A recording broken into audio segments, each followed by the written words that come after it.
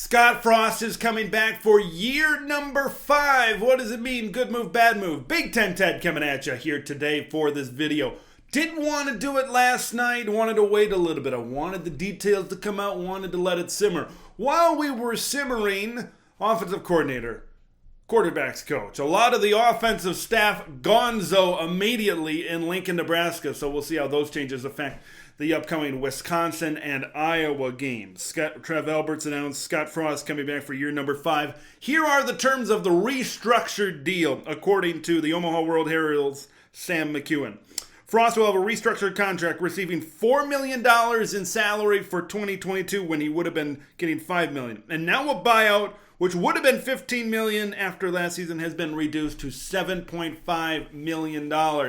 So this is good for the school, obviously, financially. And, after next year, they don't really have any fear financially of the buyout situation. And for Scott Frost, it puts a lot of pressure on him. It's the Jim Harbaugh situation.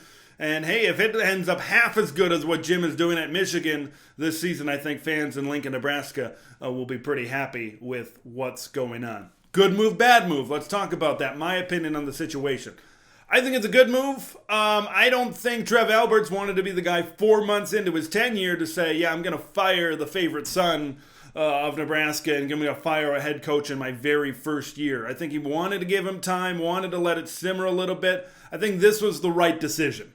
This was the correct decision. When you look at the coaching candidates out there, yeah, maybe they could have gotten a guy like Gary Patterson. Maybe they could have gotten a Jeff Monken or something to come in here. But all in all, I think this is the right decision because they've been really close in some games this year. You get yourself a dedicated special teams coordinator. You fix a couple of things. You add some guys from the portal. You got a lot of guys coming back in 2022 with an easier schedule. That schedule has been brutal this year. I know that's a lame excuse because they've been in all of those games and they should have won maybe half of those games that were really close this season. But I think Scott Frost look, you're delusional if you don't think Scott Frost hasn't improved the program. From when he came in to now, he's got a bunch of top 20 recruiting classes under his belt, top 4 or 5 recruiting classes in the Big Ten. He hasn't done great in the portal, and I think that's one area going into next season. You got to get yourself a special teams coach. You got to shore up the special teams. Got to get some guys in the portal because you might lose some. You're probably going to lose some, but you got to get some guys in the portal. Maybe in the offensive line, replacing some guys on defense as well. Is Scott Frost going to be the guy? Time will tell. Eventually, I believe Scott Frost has this team on a trajectory to compete for Big Ten West division titles.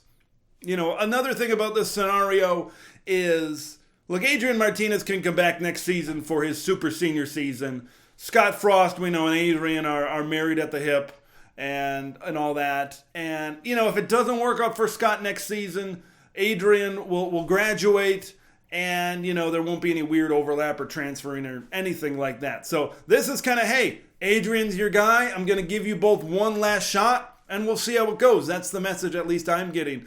It seems like I'm getting from Trev Alberts right now. It's a Nebraska team next season that really, you got Rutgers and Indiana from the East, and then you throw in Michigan for a second straight year.